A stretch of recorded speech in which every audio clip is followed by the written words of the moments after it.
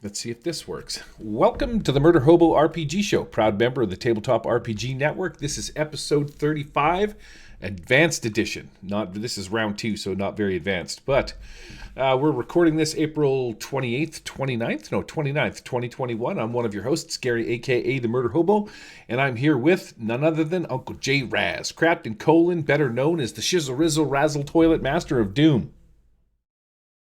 What's happening, Gary? The porta potty pilot, the convenience store toilet thief, whatever. Yeah. We can roll with that. That's fine. But you get the gist. You like porta potty, but also you like 7. I should have did something with 7-Eleven in that because you like the 7-Eleven. Should have. 7-Eleven's pretty good, man. At least it's good in my area. If you like some, taquitos and stuff like that are top notch. 7-Eleven makes a kick-ass hot dog. Don't knock it.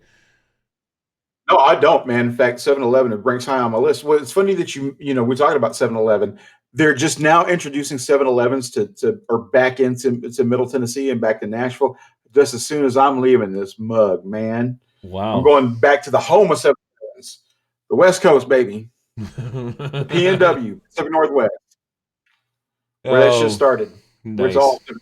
I know you're excited. You're very excited, aren't you? Yeah, man. It's good to be back home. And, I think I was telling somebody this, I think in MeWe, we left Washington initially back in 1981, and we've been trying to get me and my sister. Well, my brother already did it. He moved back in 99, and I moved back in 2003. Couldn't really find a gig, so I moved back to Nashville and found a job immediately. So I think that the market was really kind of tight up there at the time. But we're really excited, especially because you and I will be able to record this in the same time zone, man. Right. We won't have to worry about 7 p.m. or 9 p.m. my time. Now I'd be like, we're recording 7 p.m. our time. Yeah, we're gonna record at stoner o'clock. Exactly the best time to record. So this is a podcast about role-playing games because we like them all, and as usual, we're gonna flap our mouth holes through this in an attempt to sound like we know what we're talking about. Yep. This is an entertainment or an RPG entertainment podcast, and although you might occasionally be able to glimpse a nugget of truth or inspiration from our many years of gaming experience, we promise that it's going to be unintentional. Also, please note that we stream this podcast live on Twitch and convert it to podcast audio format. You can check us out every second Tuesday at 7 p.m. Pacific time, or is what we're going to call it, me and Gary's time. Yeah, real people's time. Specific time. Tonight, we're going to be talking about leveling and advancing in RPGs, what we like about leveling and advancing in different ways, the difference between D&D and Savage Worlds and a few others, and what we would choose for our RPGs that we're making that at some point will come out, and we're going to play them with each other, because we like to play with each other, right, Jay? Pretty much, man, whenever we get a chance. Mm-hmm. We've been playing with each other virtually for a while now, but it'd be good to play with each other in person. Mm-hmm. And we're also going to be talking some community questions and some things that we think are cool. And that's what we got on tonight's show. So you're moving to friggin' Vancouver, Washington, 4.5 hours south of me, which is pretty exciting, Jay. You got your stuff packed up and you're ready to rock it out? Yeah, here's what happened is we ran some Star Wars in between the last time we recorded an episode. And that's right as soon as we found out that we were that all things got approved and we were actually able to move. And kids came over and played a game and it was fun and everything like that. It wasn't essentially it was the last session, but there would have been more had we continued. But they were able to do the thing and beat or chase out this Star Weird that was making everything like all Dark Force sensitive. They chased that out and everybody was happy. They found a holocron. But then I said, yep, it's time to wrap this up. So, but what I did in the meantime is I put some feelers out there in out on the Vancouver, Washington subreddit. And one of the first posts when I started fooling around on there said, "Are there any D&D groups out there?" And then somebody posted a link to this this Discord server, which is like the Portland RPG Discord.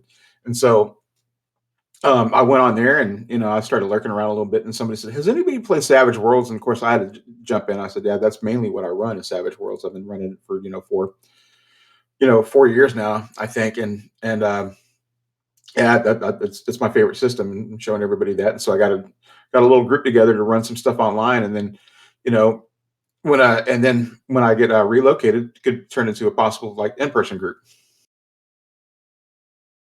Yeah, that would be sweet. I mean, there'll be definitely like probably one day a month when I'm going to shoot down there. Instead of vice versa, I think if you want to shoot down here, that's fine. Or if I want to shoot up there, that's cool too. But yeah, you ought to. Well, I tell you what would be really fun is like me, you, my brother, my wife all play. Mm-hmm. Yeah, I got a straight up solid game going on. I'll bring down some real Canadian beer. And see what we got to, even though my wife's already played it, but see, my brother doesn't know anything about us stuff. It's like, man, we're gonna play Rifts. It's the best game ever. My brother would be like, all right, cool. I don't know why he's all about that shit anyway. I don't never know what that means, but Yeah, I think um, that's hang loose. yeah. But what are you hanging loose from? Well, yeah, at this stage of the game, when you hit 50 plus, you know it's hanging loose, Every, yeah, everything's right? hanging Your loose. your scrotum, your flabby arms, your double chin, like. Man, uh, speaking of which, yeah, that did make me sad because, like, even though I'm being a fat guy, I've always had some big guns. I'm always, had some big arms or whatever. But then I started noticing, or this part right in here's getting saggy, and so I'm like, man, I need to start hitting the weights again to get some old man strength well, built up, man. Get some old man muscle. right. That's one of the things we're looking forward to getting up there is getting more active. You just got to start lifting like heavy weights, 5 ounces at a time. Exactly it. But I Oh, usually like my favorite ounce is usually little green bags though. So I shouldn't say that. 5 ounces Or of actually, I that would should. be good It's too, going to be right? legal there. So yeah. Oh, yeah, well, fuck, it's legal there. So what's Right. what? Yeah, You're I'll not gonna talk have about to it all. you're not gonna have to drive across state lines anymore. No more. Not that I did it. Well, it's decriminalized here in Nashville. So it's always been kind of like you know, kind of loose. Like the cops like look the other way, or you get a slap on the wrist for it. If you're caught with like a certain amount. So, but yeah, they kind of look the other way. It's sort of, I mean, it's Nashville for Christ's sake. I mean, Willie Nelson comes here. What does that Yeah. tell you? Right. Yeah. He's kind of the king of smoking the dubs. I think him. Well, I would say Yep. if you had to put him in order, you got to do. Snoop Dogg has to be I guess he would be the king. Willie's the country king. Yeah, it's Cheech, right? And Cheech and Chong are they're the OG kings, and then Snoop Dogg's like the hip hop king, and then Willie Nelson's like the king of the old school country music. That's the way I see it, anyway. Well, that'll be sweet. So you did a little bit of a Deadlands test drive thing with the Portland RPG Discord. That worked out all right. Did you use Fantasy Um, Grounds? yeah, actually, well, we're about to start it, but we started like a little session zero, so I could tell everybody about it, and so we got everybody connected. Starting off in Unity right now, just to see how it goes, and I had to figure out because I haven't played around with Unity a whole lot, but I got everything up and running. Everybody was able to play. Everybody had a little bit of fun, at least like rolling dice, especially when you get newbies. And that's no offense to anybody. That's just because they are new to Savage Worlds, and I'm sure they would admit it themselves. But when you get newbies who have never seen acing dice before, and like when the non-combat monk, or there's a journalist archetype in Deadlands, where somebody's just out to get a story, but he carries a shotgun. But when he gets a friggin' 25 on the damage that he rolls, that's when he realizes, like, man, even me, the journalist, is a badass. I'm like, you got that right, partner. Yeah, the shotgun you carry is very badass. That is for sure. Even with the D6, man, you can do a lot of damage too, because you also get a +2 to shooting if it's in short range. You know. Yep. I got my ICRPG campaign. I'm down to the last adventure. I think I might be able to bullshit my way through this one, but I haven't made any maps. I released my Skull Cove map this week, so that's available on my Steam Workshop. Did you watch that video? Did you check it out? Have you seen it? Yeah, you've actually showed that to me before, man. I actually got a really big kick out of this one. That one is very impressive, my dude. Yeah, I was pretty sweet. So yeah, I put That that looks like up something out publicly. of Goonies. And yeah, I don't know if I'm going to be able to play on Sunday or not. I'm going to end up working tomorrow. I got to go get an X-ray done because I'm getting old. And Saturday I might have to work too because our plant is going to be down. So I'll have to be working out of Vancouver. So it'll be a 6-day work week for me. I don't think I'm going to have time to sit down and prep anything online for my Sunday game. I might have to kick it off and just do the wild die, and that's going to be kind of a crap RPG weekend for me. And then I got Digital Dave's game at 1 o'clock, so that's going to be pretty sweet too. I finish up or wrap up the Mines of Fandelver, which is going to be awesome. Oh, is that just straight up 5e then? Straight up 5e. It came in the one of the box sets, one of the starter sets, and shit Yeah. like that. And Oh yeah, it was the starter set. right, and I just wondered if you converted that over to like something. oh no, we're playing it straight 5e. Another guy's running it. Check for Traps is running it. But the funny part is man, that Mines of Fandelver is so freaking popular that even still, like it's been 6, 7 years later, I see more maps that have to do with the Mines of Fandelver on like different various battle map things than I see anything else. There's this one scene at the beginning where it's called Goblin Ambush, and that map is like just the way that it's explained is there's a wagon path that goes between a bit of a hill on one side and a forest on the other, and well, there's forest on both sides, but there's a hill, and as you come around the corner, you see the dead horses, and you'll see Goblin Ambush maps everywhere. It's the craziest thing. But anyways, who cares about stupid Goblin Ambush maps? We're rambling now. That's what we do. That's our brand. I think I got this on the go. Incoherent ramblings. What'd you do? Played the incoherent rambling song. Apparently that doesn't go through the audio either. Oh man, I am audio issues out the yin yang.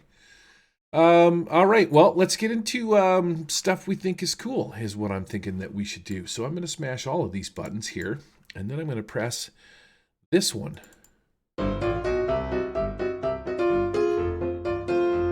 Hey.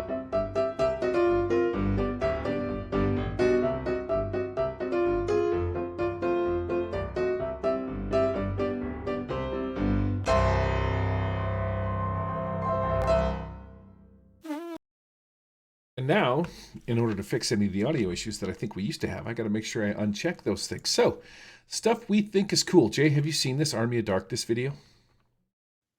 Oh, let me see here.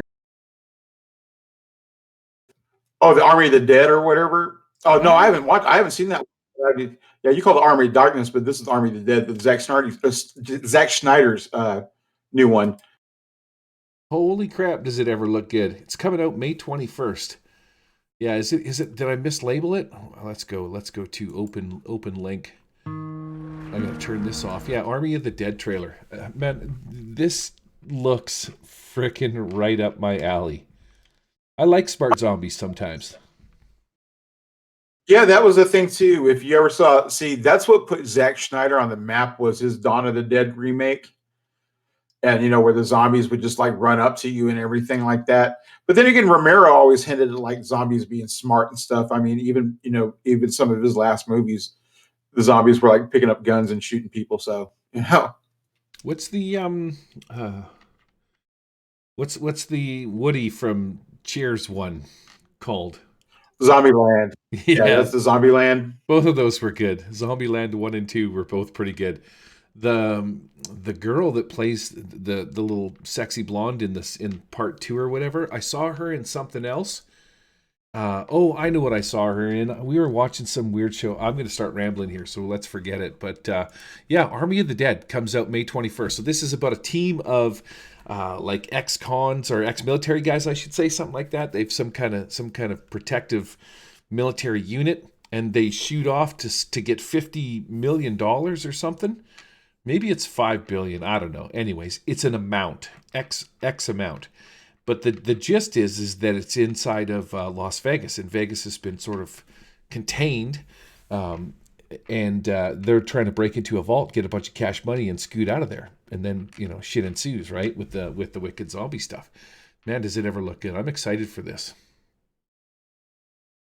Nah, man, like what's really cool is just being able to check out the stuff. Like I know a lot of stuff is coming directly. Well, Mortal Kombat came out last weekend out on HBO Max here, and the one that I'm excited for is have you seen the Suicide Squad trailer? The one that James Gunn's doing, the same guy who did the Guardians of the Galaxy movies. Yeah, that looks fun as hell. When is that? It's I want to say August sometime, but just being able to watch it on HBO Max the same time it comes out, I've been really enjoying that. But but to tell you the truth, man, going to the movies has always been one of my favorite things to do, and my wife's too. Back when we were able to do that, and back when this was a thing, we used to do that movie pass thing where you paid like $10 a month, and you could see as many movies you wanted to, as long as they were available. What? Yeah, we would. Yeah, that was awesome, man. We did that. In fact, yeah, I want to say it was like right when I started talking to you, back in the Nerd International days or whatever, we were doing that. Man, I've seen we were like seeing movies twice a week. Whatever we wanted to see, it was awesome. Nice. That's actually pretty freaking sweet. I didn't know that was a thing. Yeah, it didn't last very long because they weren't making any money off of it. But when we went to Vegas, we were just, if we got tired of like the slots and stuff like that, we'd go watch a movie. Wow, that's yeah, $10, man. How do you knock that?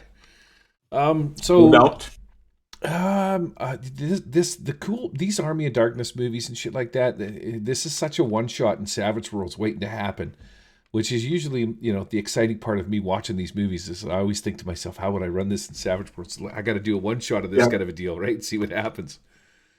That's like me. I watched that movie Nobody with Bob Odenkirk in it, where it's pretty much this normal nebbish family man, where you time to find out he's a fucking badass, and he's whooping everybody's ass and whatnot. And I like those movies like that too. And I always think like the movie as far as like John Wick and stuff, I'm always thinking like, how could this be a Savage World setting, or how can I do a one shot in this? Yeah, John Wick. I like how many people had to die because of the dog. Right. Well, this one that somebody broke into his house and like stole his daughter's kitty cat bracelet, and so he's yeah, right. Like how many people had to die because of the kitty cat bracelet? Well, I want to rewind just a second when I was talking about the Suicide Squad. Every time I watch that trailer, it just makes me want to get a Necessary Evil game going. But I'm not going to get one going until the damn companions come out, though, man, because I don't, I mean, yeah, you can play with Deluxe, and yeah, you can, and that's all cool and everything. But damn it, I want to play with the new supers, and I want to play, Necessary Evil in that. And as soon as that comes out, man, that's what I'm going to focus on, definitely. Yeah, you're a big supers guy. It's funny. Yeah, well, Necessary Evil scratches like these itches, because I know a lot of people are like, oh, I won't play supers because I don't want to be, they don't want to be like the Superman type. Well, this gives you a chance, like you get to be a bad guy, but you're a bad guy, but you're not, necessarily psychotic, and you're not out to like murder everybody and everything like that too. But that the world's not going to be, not going to be worth a shit if these aliens, keep on inhabiting it. So, you got to take those guys out. Yeah, I just absolutely forgot my train of thought there. So I was going to say you were a supers guy. Oh, yeah. Fucking Savage Worlds, man. Get your shit together. Come on. You put out Lost Colony. You put out the Deadlands deal. Now you're putting out Savage Pathfinder. What else have they put out in the last little while? Didn't they do like a Rift Suede box conversion? Right? Yeah, they did the whole American Armageddon. Man, it's been 2 freaking years and 7 other Kickstarters, and you still haven't done the companions. They should have been your primary. Well, the thing that I'm giving them, I'm giving them a little slack for is they're doing them all at once. And there's also, from what I've heard, they're throwing another companion in the mix. So we're not getting just 4 companions; we're getting 5 companions with the martial art companion. And that's worth the wait to me if I'm getting all of that stuff, especially with the martial arts companion, because dude, I can do so much with something like that, man. Like a whole wushu campaign or a wuxia campaign, or or like even a whole like Shaolin campaign. That'd be fucking sweet to me, or just a whole, like the whole kung fu movie, like Kill Bill or something like that. That'd just be badass to me. You figure these things are going to be 100-page companions? Or maybe like, yeah, I got to remember how big the deluxe ones are. I think they were about 100, weren't they? Yeah, something like that, from my recollection.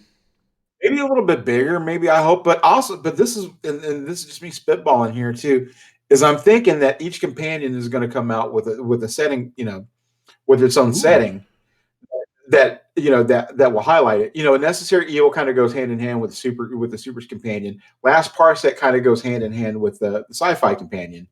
I don't know what the fantasy equivalent is, unless they do something with Evernight. That's what I'm thinking. And now horror. Now ETU is sort of taking the realms with with horror, but then again, there's something else I can always do with the horror companion. But I'm thinking there's going to be some new stuff in addition to these companions that they got. So I'm just I know I imagine they got something big planned. So that's why I'm cutting them a little slack. But damn it, I don't want to sound impatient because that drives me crazy. It's like I'm impatient. Well, who the fuck cares if you're impatient? It's not going to come. They're not going to release any sooner because you're impatient. You bastard. You I entitled think bitch. I think isn't the hauler supposed to become like an official peg? I think you're right. That may be the fantasy equivalent. But also too, there's Deadlands Dark Ages. Yeah, we've heard about that for some time. So those There's Sins settings of are the coming Father. out. So I hear about all of these things, but I don't hear about the effing companions. well, I mean, that's the thing too. Like, I guess if you're out on social media, they say that they're coming out. And I got faith in them, man. I think maybe that's going to be their summer Kickstarter, or maybe their end of or like their end of summer Kickstarter. Batman I'm is waiting. Yep, same here. Must I got buy to run some more Savage Worlds. wall box. Must get box set. Must need all of them. I'm about to buy. I don't need it, but I'm about to buy the damn Lost Colony one. um, yeah, for sure. Yeah, I bought it when it came out. I kickstarted that bad boy. I just kickstarted digital.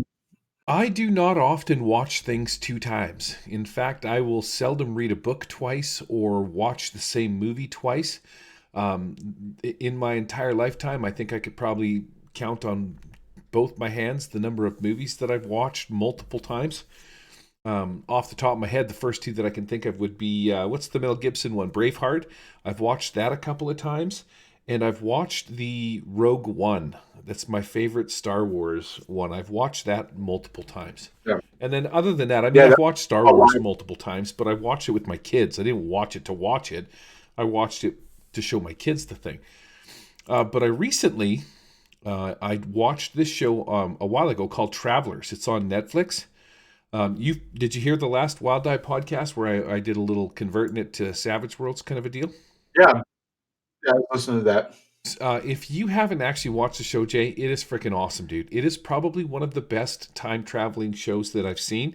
They just send like your brain energy, your brain information back from the future. They can't actually send anything physical, and they only do it to people that are just about to die, so that they wouldn't have affected the timeline between the time they get sent back and the time they're being sent from, right? So but the cool part about it is you basically play regular people. There's a meth head guy, or he's like a heroin addict. There's another guy that's a 17-year-old boy in school and stuff like that. He's got to deal with his parents and whatnot. You've got an abused wife with a baby and stuff like that. But they're all actually travelers from the future that get sent back to do all these missions and stuff like that. And you've got this little side thing where, you've got to you get grounded, right? How do you go out and do missions when you're grounded and stuff like that? But it's fantastic, and there's 3 seasons, and I think they knew the third season was going to end. So the very last episode, well, I won't spoil it, but they finished it up. Like it's literally like it got wrapped up in 3 seasons. It's a complete story, and it's fantastic. Now that is stuff I think is cool. What else did I write in here? Did you see this IGM thing to limit Humble Bundle's Oh, donation percent? IGN. No, I didn't see that. Hmm. So That's lovely. it's weird because IGN, International Gaming Network, something entertainment deal, bought Humble Bundle. And what they did was they put a cap on the charity level. So it's either 5 to 15% hard cap. I guess what you could do before, and I don't know why the fuck you would do this, who thought of this idea, but you could give 100% of the money. So when you're buying video games, you could give 100% of the money to charity. But if you're paying for the bandwidth and stuff like that, that just means that you don't make money charity to or do charity to make money, right? But so apparently they're kicking it down to 5 or 15% hard cap. You can default will be 5, maximum 15%, and then IGN will pick up the rest. Now, I get that that's a lot of money that's not going to charity, but if you ever give 100% of your money over to charity and you're bitching on here that IGN has taken a cut of that, why don't you just go? Like, I don't understand why. Is it what? Just go donate to charity then. Why would you? Yeah, yeah. I mean, yeah. You're essentially you're buying this stuff at a discount. I mean, at a deep ass discount, and the proceeds, and a majority of these proceeds are going to charity anyway. You know, Oh, so yeah, if you're worried about that, yeah, just yeah. I mean, that's the thing too. I mean, you're buying this stuff because it's discounted slash, and you're giving it to charity. It makes you feel good, but at the same time too. But if you're bitching about that, just buy it directly or or donate to the charity. yeah. Donate, It's weird.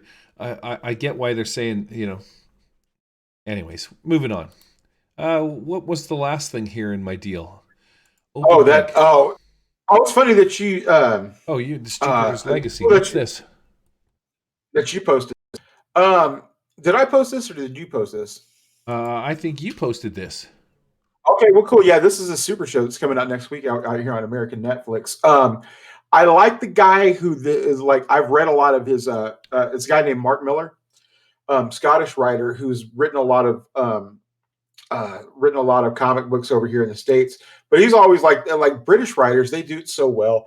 They like see how ridiculous like our standard American comics are, whatever, and then they take them and they always like make them dark or have them spin like twisted and stuff like that. And so they always, the British writers have always put a really really interesting spin on American comics, and this guy's really done a good job. Well, they're doing a new show on Netflix where it's a bunch of supers and their legacy. These supers that have been around for a while and their kids are trying to uphold the legacy, and it looks, they're trying to live in their parents' shadow and stuff. And I know something bad's going to really happen to all of these supers, so that's what I'm looking forward to. Wow, that's cool, man. I I was not aware of that at all. That's actually pretty sweet. I'm excited for that. It's coming out when? Next week? Yep, next week. Oh shit, maybe we could do a little Netflix and chill, even though this is probably going to be on Amazon. No, this will be on Netflix, I believe. Oh, really? Maybe we could do some Yep, so Netflix and chill. we could Netflix and chill. Right. What's the chill again? I forgot. I don't know, man. It takes a lot. Like Well, let's it just takes a do, lot for it to yeah, happen at these age. We'll just sit there and fall asleep. right. I don't even know what the chill part is. What do you do in the chill? Do you eat like frozen treats from Dairy Queen? Yeah, that's exactly what you do. You just eat ice cream.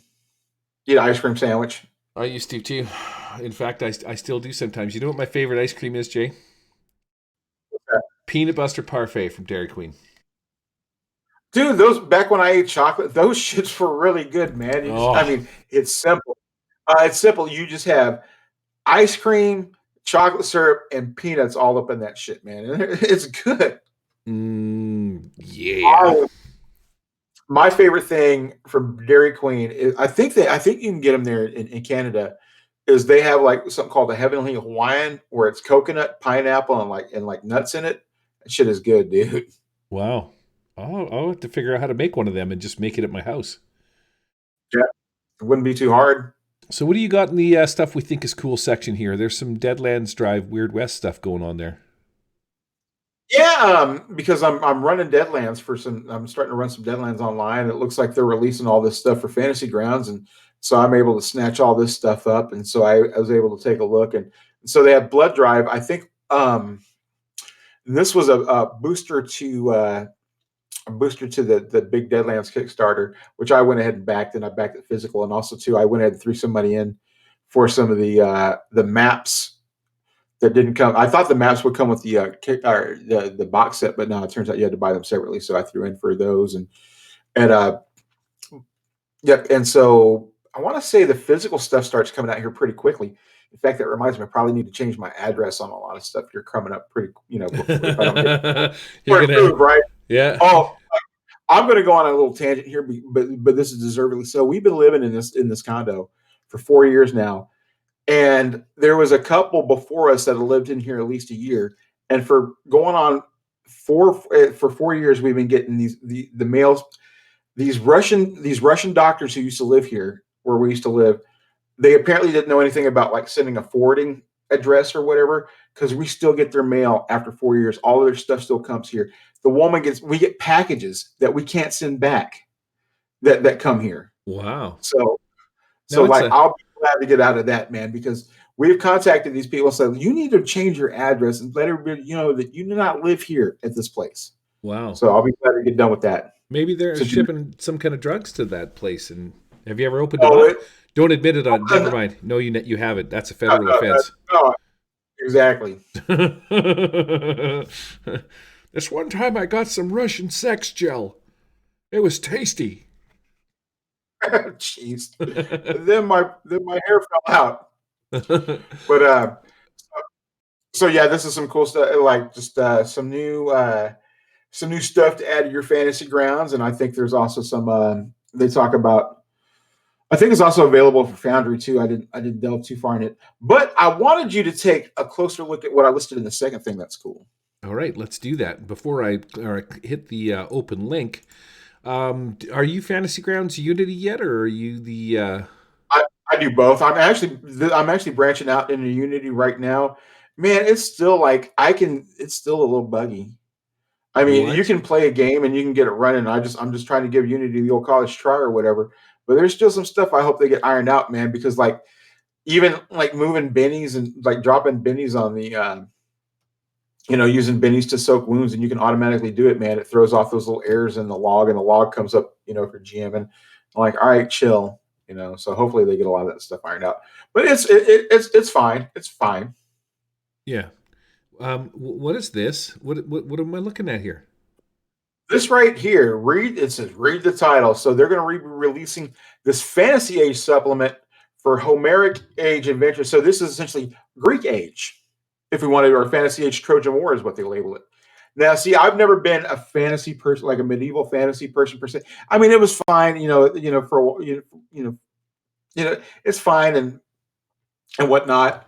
But it was never really my jam. Like I said, never played a whole lot of D&D. However, though, as a kid, I used to read the hell out of some Greek mythology, and I used to read the hell out of Norse mythology. So anything that is like related to those eras, I'm going to be all about. And so this is essentially you get to play fantasy era or Fantasy Age in the Trojan War era. So the movie 300, think about that. You can play that in Fantasy Age now. It's got all these different supplements for it. That is like freaking sweet. And also, too, they talk about they wanted to make sure they got it done right before they release their new fantasy. They're calling it the Fantasy Age Core Rulebook, the new, which they're developing right now. In fact, they're doing some testing. It's getting ready to come out here pretty quickly. But they wanted, some people to, if you wanted to play Fantasy Age and, in the Greek era, here you can. It's throwing a lot of stuff it's throwing a lot of stuff out there at the table. What is this deal? So it says Fantasy Age first. Fantasy Age is its own distinct system and handles everything from character creation to armor differently than 3rd edition and its successors do. We wanted to make sure that this fits Fantasy Age's rules as closely as possible. What does that mean? Its own distinct system. So was this Trojan War for a different system, or it was for D20? Yeah, they threw this out there. So it was for 3.5. It was one of those. This is how your Green Ronin started. They did a lot of supplements for D20 and and whatnot. Wow, that's really sweet. I'm looking forward to this. I'll pick this up for sure. Play a little Trojan. Me too. I'll definitely. But it's got new different arcana that you can use. It's got a poison arcana, and it's got different magic items that you can pick up. Like if you can use the herb, it's even got the head of Medusa that you can use and stuff as a magic item. Man, it's even got a whole. I just want to walk around in my loincloth, dude. Riding my what do you call those little carts? Those carriages. Oh yeah, on his chariot. Yeah, chariot. Yeah, that's what you want to do. You want to have your little I forget what they called them, but you put on your toga and your little whatchamacallit, you got me saying whatchamacallit, damn it. Put your leather skirt there and your helmet with the bristle on it. And get your bronze sword, get ready for the Bronze Age action. Pray to Zeus, pray to Ares, whoop some ass, fight some monsters. It's all about monster hunting for me. Did you watch Gladiator when it came out, like the first season that had Peggy Bundy in it? I think it was her. No, it was not Peggy Bundy. It was friggin' it was Xena. Xena, Princess Warrior. It was and you're talking about Spartacus, man. Yeah, I watched all of Spartacus, and I got a big kick out of it too. Yeah, the first season was really good, and then that guy, I guess he got cancer, died or something like that. It was pretty brutal. So Yeah, where they had to go back and kind of like do a prequel with everything, and then they had to recast him because that guy, yeah, he sure enough he got cancer and died. Yeah, that was pretty sad. All right, well, that's it for what we think is cool this week. Let's shoot over to what are we going to go do? We're going to go talk about advancement for a little bit, and then we'll hit up some community questions. I think we got some time. Yep. Yep. All righty, this one, and some of where we at here.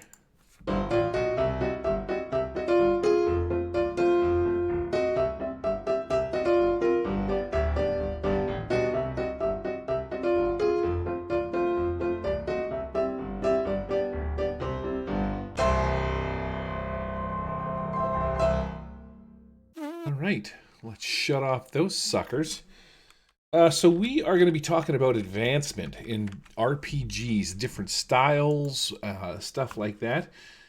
This is going to be a little segment that we're doing, talking about the things like, I wouldn't call them the mini games, but the things that we like about different systems and which ones we would choose to use in our own personal RPG. So we're going to touch on some different mechanics, how to level up our characters, or what we would think or we think we would be using in our games. And so we're going to start with obviously the most common one, which is experience points and leveling by numbers in D&D. This you got you get a certain number, you got to hit it with points. Boom, you hit a level. The basic core of leveling. You are at level 1. You don't have any experience points. To get to level 2, you need 1,000 experience points. Actually, or it's usually, was it 1,000 like back in the day, or maybe it was like 200 or something. Maybe pretty 100. damn close. It was varied. 100. Yeah, it varied depending on what your class was, and then you got extra points for being over your prime requisite. Like if your ability score was over like 15, you get extra 10% or 50% experience points on top of all the other shit, and yada yada yada, and do some more math. Yep, stand on your head, play with your pee-pee, all this other stuff later with all that shit. Generally, now I can see why they. Well, I can see why it was, why this conceit or why this mechanic was brought about. It kind of made sense too. But the only thing, all right, I'm gonna just make this point here really quickly and hopefully move on. I don't have a problem with XP at all, and I don't have a problem with leveling at all. But what I do have a problem with is assigning experience points based on an enemy, and based on that, I think it should be based on an encounter, and I don't think you should ever base experience points like the leveling ability based on how many fucking monsters you can kill. Yeah, or gold that you can pick up. Right. Yeah. Score shit. That's when it gets. Well, that's when a little story behind this too is I was hanging out with my cousin up in Michigan. We were out, out at like this lodge or whatever, just drinking, having some beers, and talking to a buddy. Dude was playing 3.5, and he was talking about, well, I'm such and such, and he had this min-max character. And I can already tell that this dude was like, he looked like a min-maxer to me. You can tell that. You know who they are. And he starts going on. Starts going, well, why is my good, such and such ranger or whatever, plus, why does he have to, why does he get the same XP if I've been getting all these kills, racking up all these kills, this goddamn cleric? And I was like, number one, I wanted to punch this guy in the face. Number two, like, this guy's the reason I would never play with this guy, because he's more worried about racking up XP, and he's more worried about how his character is going to level, as opposed to how the party levels. Like, fuck you, you're a lone wolf, go play a goddamn video game where that matters. Wow, Jay, you just went all stiff on everybody. I have my moments. The thing is that it's just, those are I mean, the pros to the experience points are you do a thing, you have an idea as to when you're going to level because you're accumulating points up to a certain pop. When in 5th edition and stuff like that, what I like about 5th edition, and I think what a lot of people like about it, is that when you're creating your characters, you can see advancement and progression right through to level 20, and you can kind of build your character before you ever go out and do a thing. It does, however, have its hindrances, like you said, where people are you become murder hobos. You're killing for XP, which is kind of hot garbage. It's been around forever. It's probably the oldest and most famous way of, or at least the way that people are familiar with. And experience points in leveling D&D style. That was number 1 on the list. It is the mainstream. It's the most mainstream way to level. I mean, it moved out of the tabletops into computer games, into video games, into everything else. Yeah. You hit level 2, you're going to get some more hit points. You're going to get a little bit of this, a little bit of that, and you can choose one of these three things to sort of make yourself feel a little individualized or special, kind of a deal. And then but the thing about that is nobody ever really likes to start at level 1. Yeah, it's Nobody the worst. Nobody ever really. In fact, any game that I've ever played of Dungeons and Dragons, like, okay, we're going to start at level 3 or we're going to start at level 5, and like because everybody who's run a game knows the pain of like being level 1, especially if you're a wizard and you get bit by a snake and you're dead. Mm-hmm. 3 to 7, 8 was usually where the campaigns for me would peter out, and we would just move on to something else. The module would end, kind of a deal. So. Number 2 on the list there, big fella, milestones. So in ICRPG, it's whenever you feel like it. They've changed it now too, where you can get a specialty or something like that. So every time you roll a d20, you can throw a point onto your, you get 20, you roll 20 d20s or whatever, 20 criticals. And I think you can take a level up or boost a skill or do a thing, right? But ICRPG is very loot based, so anytime you level, you would get like instead of getting spells. I mean, you can get spells and shit like that. But let's say you wanted to fly or run fast or something like that. For a milestone, you could take an item, and then when you equip it, it's going to give you an ability. The thing that I like about this is that it's story based. There's no XP. Loot is sort of the primary thing that you do, so you still have reason to smack people around a little bit and kill the monsters. But loot in ICRPG is also very kind of cool because every room you go to, you can search for loot and then roll on this D100 list and see if you find maybe something hidden under the bed, something under an old cupboard, under a blank or broken board in the floor kind of a thing, or maybe they were carrying it, and it can be some random stuff. Like it can just be like a piece of bread that heals you for 5 hit points kind of a thing. So, but what I like about it is you don't pigeonhole your character into a certain thing. So if you had loot that gave you fire advances and stuff like that as you progressed, at some point you could just drop your 10 pieces of gear and pick up ice, and you could become like an ice casting guy, which is kind of a cool thing. So you're not forced into a skill, and there's no levels. You just take advancements, and away you go. I like that idea a little bit. Have you ever played anything like that? I'm trying to think if that's sort of not anything where it's sort of like loot based, where you're kind of like, dependent on or dependent on gear or anything like that. I mean, that is pretty interesting though. That you kind of this kind of reminds me of like if you play like in this video game, Fallout 76, where you get like these perk cards that you can assign instead of levels, and you can interchange that. That's kind of what this reminds me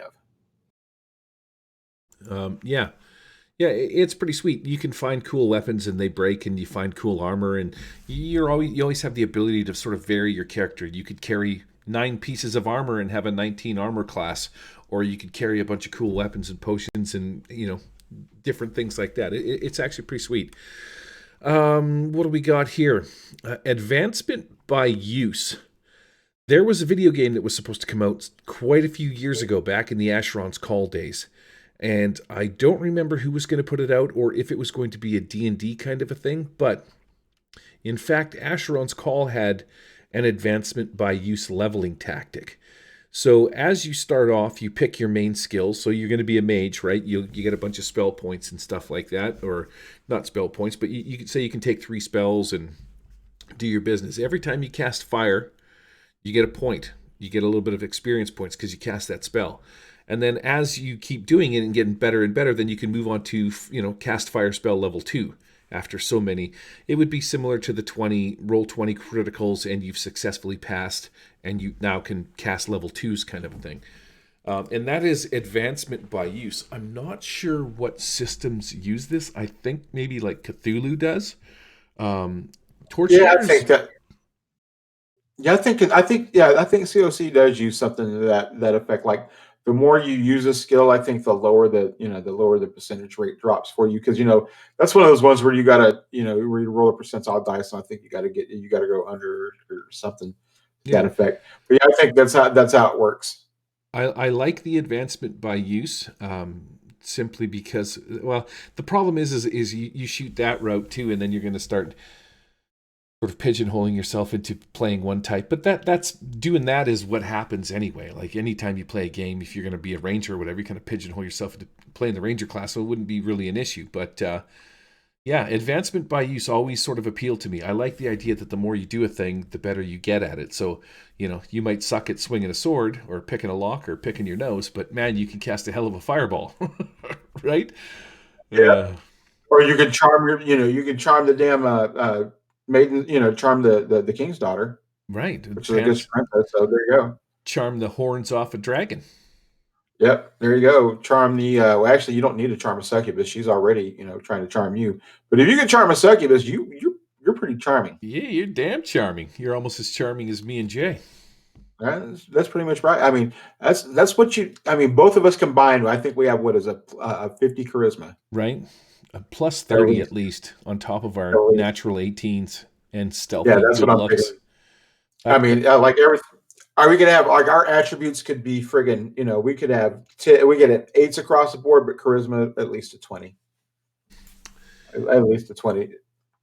The Um, 4 on the list is what? You changed it up here. Yeah, I just moved something up from the other one because this is exactly where this ties into is the X point, the XP point buy, where you don't really level, but you get a number of XP, and this is how FFG Star Wars does it. Like you're Interesting. assigned like yeah, you're assigned like a well, it's kind of interesting too because when you make a character in Star Wars, you're given a certain amount of XP to like assign, to increase your attributes, and that's your six, like your brawn and your agility and willpower and whatnot. Um, but you can't use XP afterwards to increase those abilities. So I always thought that was kind of weird. They should call it something else. They should call it like character points instead of XP. But they all lump everything. They call it, I guess they just call it like, base XP, and then everything else after that is called earned XP. And there's not really a level, but you do have like, once you get to like 100 or like 100, 150 XP in Fantasy Flight Star Wars, that's when they consider you like knight level, like Jedi Knight. And like you could, even if you're not a Jedi, you can spar with Boba Fett or spar with somebody, one of the big movie characters, at that level. So how do you get XP in FFG? It's sort of like by doing different things. What they usually tell you that like if you do like if you hit like one certain milestone within within your campaign or within your session, then you award XP. They want you to award like usually 20 XP a session. Usually for hitting this one, and you can sign like 5 XP. For like if they decided to instead of if they talk their way out of something, you can assign them like 5 XP. So they were usually averaging about 25 XP in my games. You Gotcha. know, That makes sense. because And they were then spend them yeah, on leveling up your deal.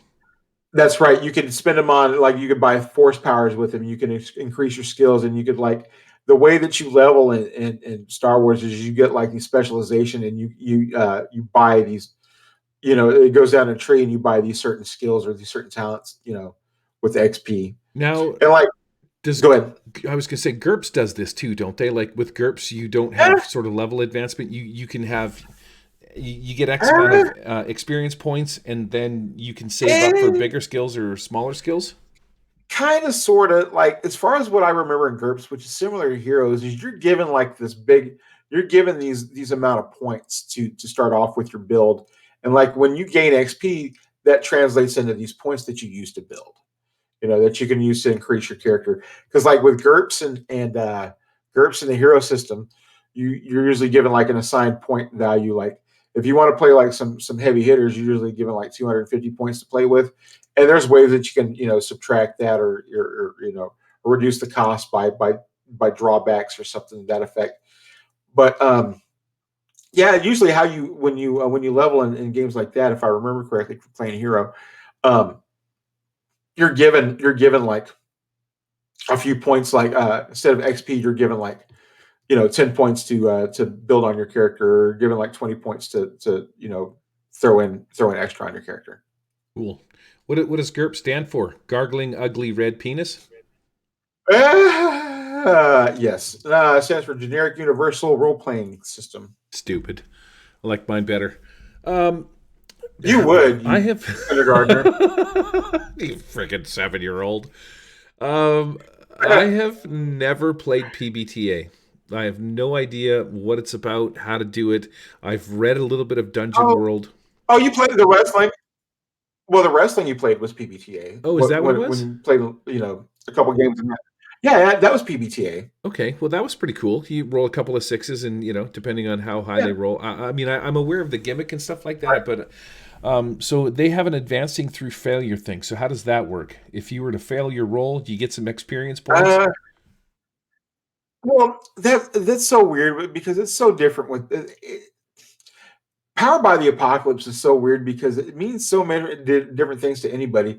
Like you don't like in what I played in the Worldwide Wrestling, you don't really do that. Like once you reach like some certain milestones on your sheet, then you're able to level up. Like if you're able to get like a championship belt, or if you're able to like pin finally beat your rival and stuff. That's how you're able to advance like through certain milestones.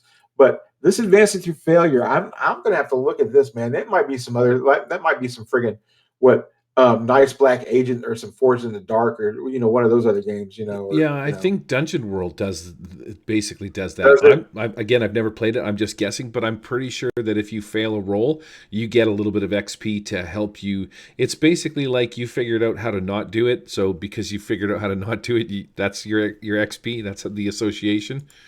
You know, like say a chemist, he's trying to make some kind of alchemical solution, and he mixes a couple of things together and it fails. Well, you now know that doesn't work. There's your experience points, right? That one didn't do a thing. So that's the system that it uses. I never played PBTA, other than I did like the wrestling. That was fun. Um, But yeah, I don't but know. I've never played like a regular, like straight up campaign or anything like that too. I I At least it's in my opinion, with like as far as like Powered by the Apocalypse and Worldwide Wrestling goes, is like you can only take your character so far before it tells you like, all right, like you need to either retire this dude or move on and do something else with him. You know, it doesn't. You're not going to get. I mean, you're gonna be able to get really good at one thing, but eventually, just the way it works is like, all right, you need to move on. I think You I need.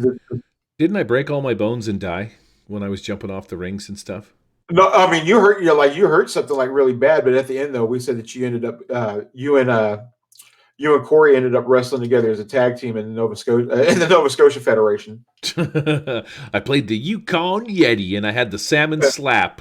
yeah, and Corey said he moved on up there. He was like the local boy from Kansas or whatever. He said he just said he was going to move up, and both you guys are like the drunken tag team up there. You guys ended up becoming like the trailer park the trailer park guys or something like that. It Oh was my awesome. god, that's freaking sweet.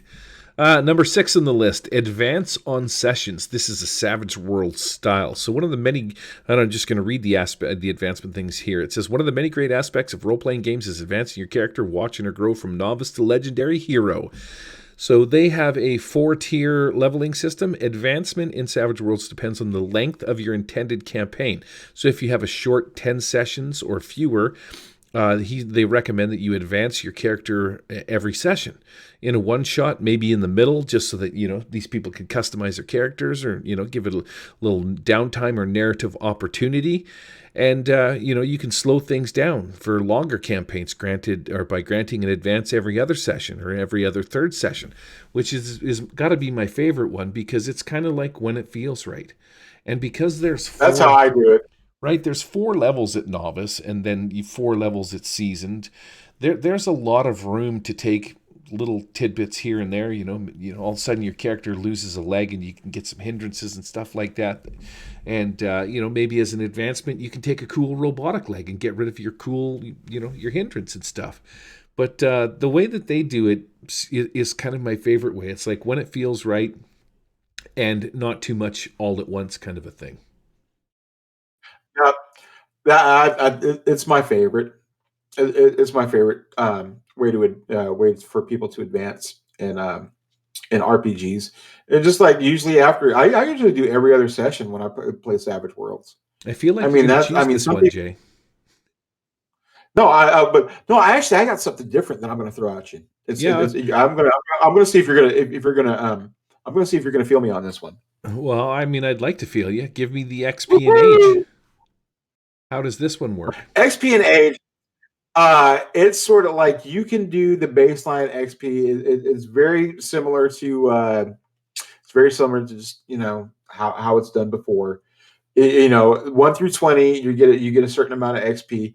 But what they actually tell you, right? They tell you like this is okay to do, but they really encourage you to use the milestones. Just like after after you reach a certain point, then it's time for an advancement.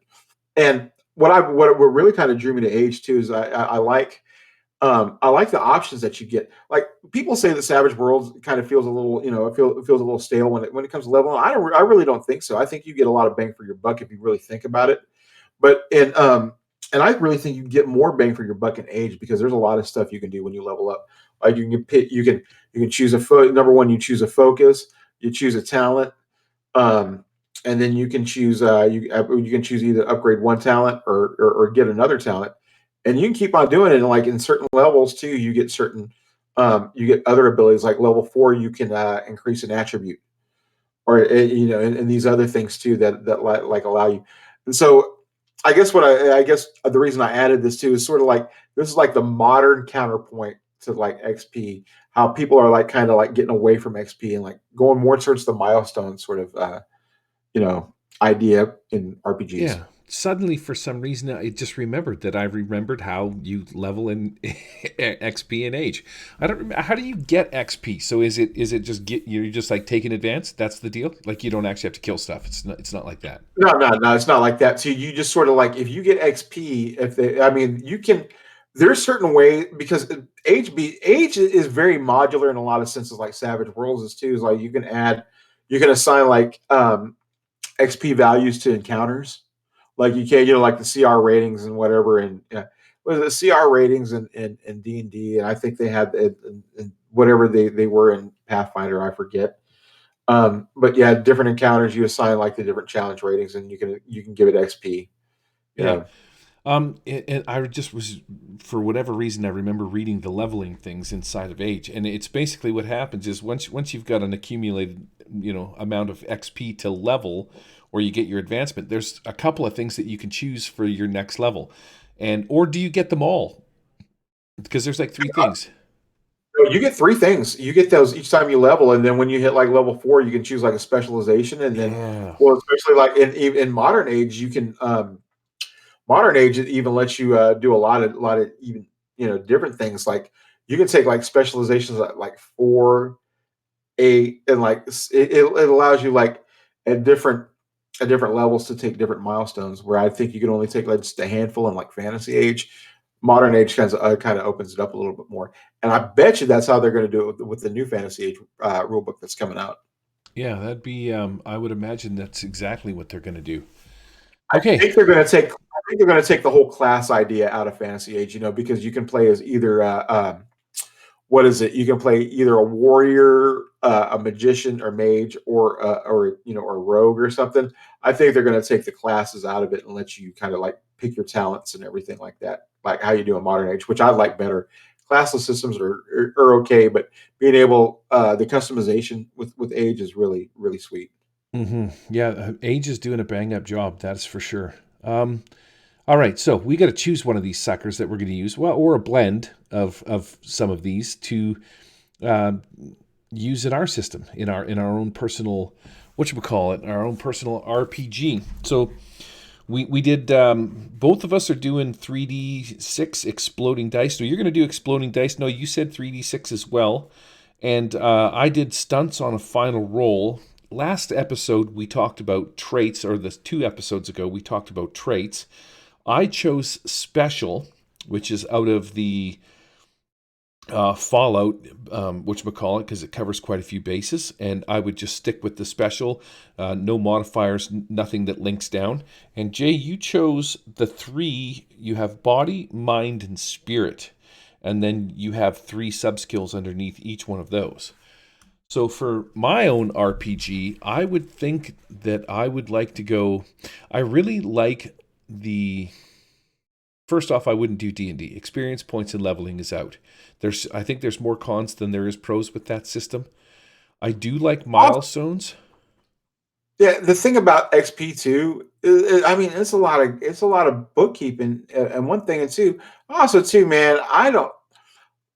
I shouldn't ever come from the point that I should never come from the perspective that all players are going to cheat and all players are going to just fudge all this stuff. But like in my experience, and that's what they do. Yep. As the people I play with, because I play with my family. My family's a bunch of cheaters, man. But that's all right though. Yep. You always show up 10 XP short kind of a thing in the game master be like, "Oh, I'll just take it." Do you know what I mean? Yeah. Well, also too, it's like I'm like, do you have enough XP for that? Well, yeah, I'm like, well, no, I gave you 20 XP here, and I gave you 20 XP here. How come you have automatically? I gave you 40 XP. How come you have 70 XP, Matthew? Well, I thought that you did that. And he does. Well, I thought that you said last session. I was like, no, I didn't, Matthew. Oh, okay. See, he does that shit. Scumbag. I say that though, but I'm gonna miss being able to. Well, actually, he works all the time now. I've been able to play with him all year. He hasn't, because he, got this job where he works like 24/7 now. So, but yeah, Wow. we'll have to figure out something online and like we'll be able to play or whatever. Because at least my sister's, doing the Deadlands stuff with us. Oh my goodness. But as far as advancement, so you said you were going to pick. Well, which I'm working on it. You're going to go like advanced. Not going number 1. We're not doing experience points and leveling D&D style. I think there's too many cons to that system.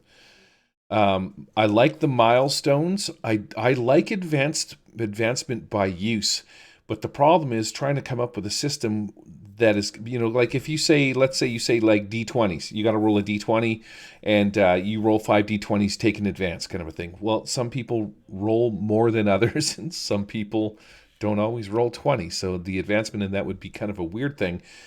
So you would have to come up with some kind of like do it by tick every time you swing a sword and roll a 20, maybe 5 ticks into that. I don't know. So I think it's just a clunky system that maybe needs a little bit more work than what I'm willing to do in this podcast. Icrpg Milestones have been pretty good. Every time you get every time you just take a milestone or whatever, you can look in the book and take some kind of loot or something like that is going to give you a gimmick or something like that. So I'm okay with milestones.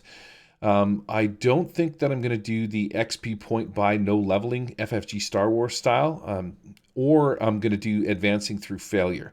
Because again, I know PBTA uses the 2d6 system, and there's probably a greater chance of failure to get a little bit of XP. But with my 3d6 system that I'm using, I'm thinking that the failure thing might be a problem.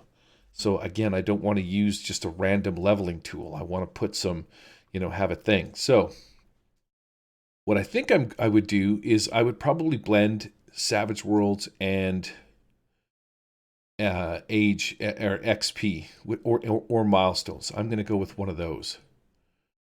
Oh, that's a good choice. Or you could blend like getting your advancement with milestones, like every other session's. All right, pick a loot. Yeah. Pick from these things as you progress. I think I'm just going to have to go with Savage Worlds. I'm going to have to give it to them because it clearly says if you're running a 10 session, advance them every session. If you're running a longer campaign, spread it out. So they really give you the idea that you should be doing it on your own. And there's some good stuff that you can get. You can increase a skill, take an edge, increase 2 skills that are lower. Like, they show you 4 or 5 different things you can do every time you level. And some of the edges are pretty cool. Mm-hmm. You get the ability to swing twice or, shoot from an unstable platform kind of a thing. So I like that. I think I'm going to go with that. The edges in Savage Worlds define your characters. Well, I think the feats in Dungeons and Dragons sort of like glue up like make things more complicated. I think they're more I win buttons than they are anything else in D&D. That's why I like the edges better in Savage Worlds. That's just my opinion. What I would go with, and this is something I've been wanting to do for like a long time. I've seen it, and I've seen it in various. I've seen it not implemented in the way that I'm thinking, but I've seen it implemented in various systems. But I want to incorporate advancement via downtime. I want there to be ever like let's say like every if you decide that like this session they're going to go ahead and advance for whatever reason, it's going to be a downtime session and they're going to have to train for it or do something to that effect too. And I just want to kind of like incorporate. I want to incorporate it into the story a little bit. So that's why I say, all right, this is downtime session. You're in a town. You're at headquarters. You're doing this. All right. So what do you want to work on? Like, i.e., what do you want to advance on? And so I'd have them like if you want to increase shooting, all right, you're going to go to the shooting range. You know, or something to that effect. Or if you want to build up athletics, all right, let's go hit the gym, or something. Or hey, if you want to build up research, you're going to go to the library and you're going to build up that stuff. Something that or just kind of like, or even an edge, like if you're wanting to take improved sweep, like you've been working on your sword skills, and so you're able to like knock out a bunch of people at once without them hitting you back. That sort of thing. That's how I want to incorporate. So Uh, would you do it in this sense? Like, so let's say you go back, okay, you'd be like, everybody, you're going to take an advancement. You're going to get some skills. You're going to get some abilities. Figure out what it is that you want to do, and we'll do a little role play. You want to do some yeah. research or something like that. You take them to the library. You introduce them to Theo from Lore and Latte, and he's like, "Oh, hey, Yeah. Sonny, what can I do for you?" And he's like, I want to learn some stuff about casting some spells. And so he's got to roll a couple of dice, like some intelligence, Yep. some wisdom, do a little research, spend some time reading a book. And if he succeeds on those, or maybe gets a raise, he gets maybe an extra point or two in that skill. Yeah.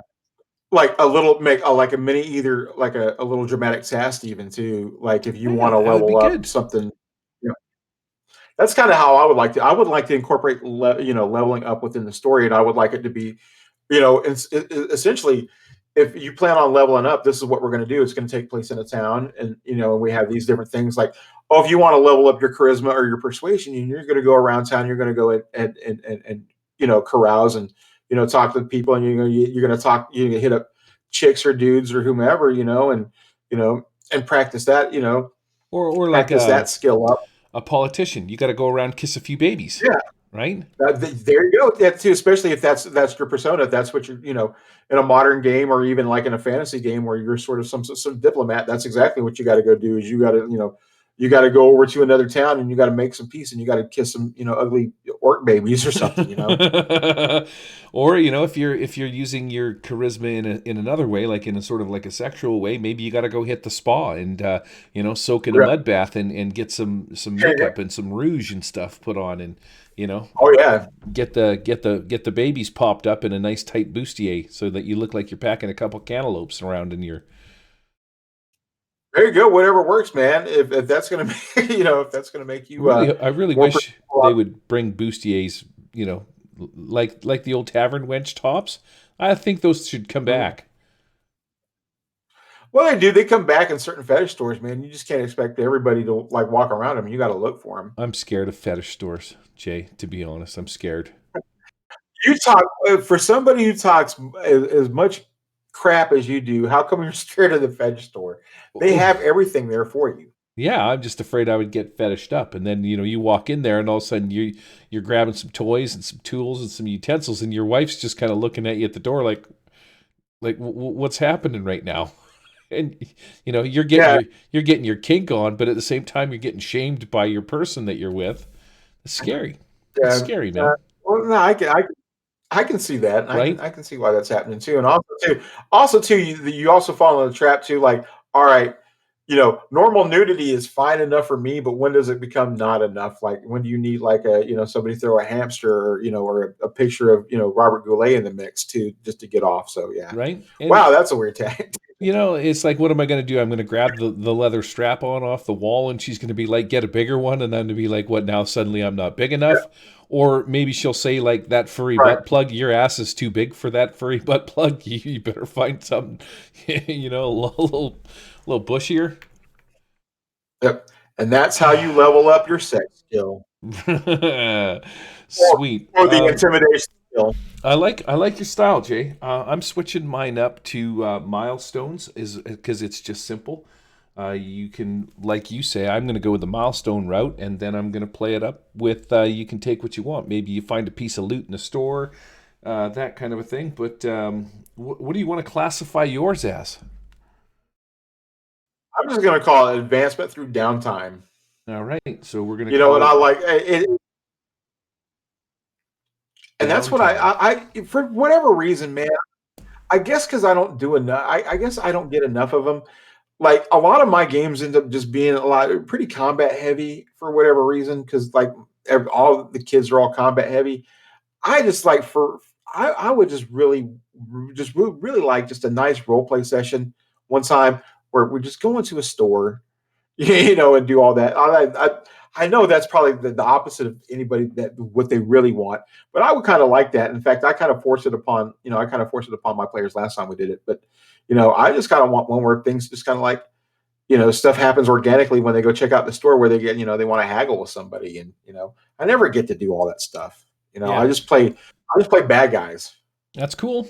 I like it. We're going to put a pin in this episode and not do community That was good. questions. We're going to do it next time because me and Jay are we're old and it's been an hour, and I don't think people want to listen to us friggin' ramble on for 2 hours at a time.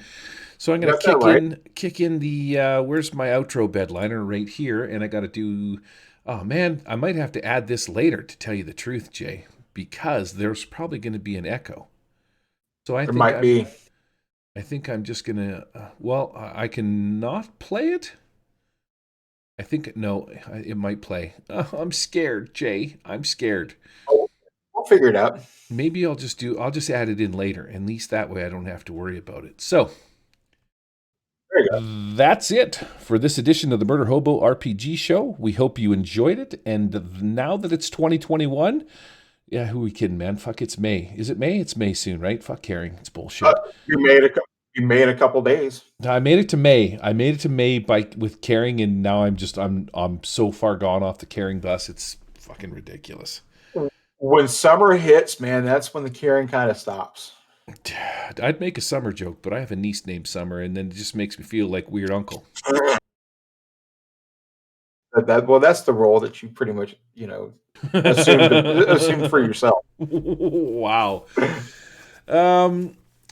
Yeah. So we stopped caring. I don't care Yeah. if you get your vaccinations, do or don't. I tell you what. I had an interesting conversation today with somebody. Biden is, or I don't know if it's Biden or somebody in the States is saying basically, if you've had your vaccination in a couple of months, you won't have to wear a mask or something like that. But I think the problem is with these masks things is there's already enough confusion. Just fucking make people wear masks until everybody's been vaccinated. But here's my gimmick.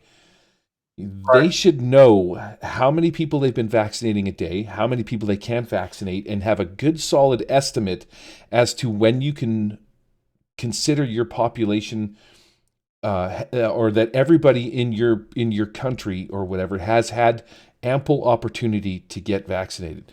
Let's say for America, it's 6 months from now. In 6 months, they've done all the math, run the numbers. They should be able to provide everybody with a vaccination. So let's say we go 7 months. After 7 months, you can take your mask off. We're done. If you haven't been vaccinated, fuck you. You had plenty of time to get it done. I'm taking the mask off. We're finished. Yep. Yep. And let the people who are vaccinated, let them hang out amongst themselves, and let the ones who aren't go get each other sick. You Right. know. I'm so Go looking ahead. forward. See, the problem is I wear earbuds and I have glasses on, and when I put the mask on and I'm at work, it just steams everything up. I'm constantly knocking out one of my earbuds. One of them fell out of my head the other day and fucking vaporized. Can you believe that? I completely lost it in my truck and have never found it. Go on. Just vaporized. And it fell into Just my yeah. truck. Just It didn't fall out the window, it fell inside. All yeah. right, Jay, read the blue Yep. stuff. Let me check the dash. Gotcha. So check this out. If you're interested in submitting 2 community questions, so you can hear us poke fun at you and not otherwise answer your questions honestly, you can do so at murderhoboshow@gmail.com. Otherwise, send your email to nonvaccinated. You can also catch us on Twitter, The Murder Hobo Show, on YouTube at The Murder Hobo Show, where I show you how to make 3-dimensional battle maps for role playing in Tabletop Simulator, the best online VTT, bar none, hands down. It's amazing and spectacular, and everything else sucks. You can watch me do this live on Twitch at the Murder Hobo Show, but be warned, there isn't a set time for the show. It is random. So random. He'll just do it whenever he feels Whenever I like it. feel like it, whenever I get around to it. I might not even have the game on Sunday. I won't have time to prepare anything. I have to check it out and see. It's going to be very last minute. This is the part of the show where we ask you to go check out some of the content creating fellow members, and today we're going to get you to take a look at Remedies again. I think there was a link here somewhere with a bunch of show notes, and I don't know where they're at because stuff got blitzed out. But you can check her out, Remedy. She's running a couple of shows. She hangs out with Rob2E on Twitch. They do a little bit of a show and do a thing there. And that's all I got. What's the blue stuff say, Jay?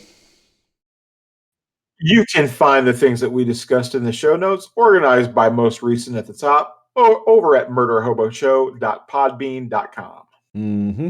Yes, I got D&D with Dave, the Digital Dungeon Master. Pretty soon, I'm going to be running a game for them because I think we might have a session or two left with the D&D 5e.